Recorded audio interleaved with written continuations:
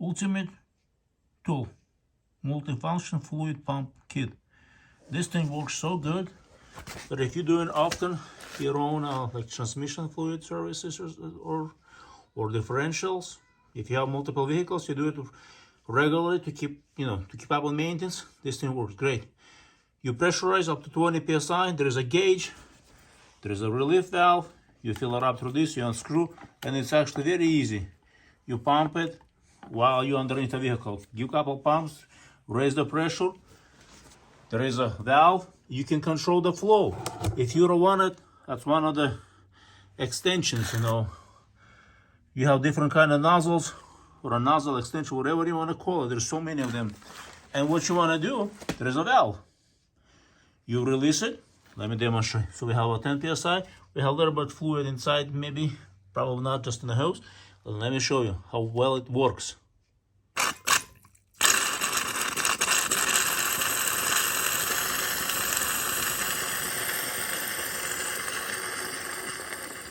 There you go.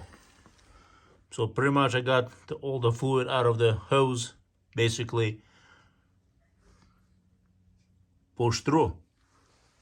Not much, but that's what you get, you know what I mean? Works excellent. And then you shut the valve off. Very easy to use.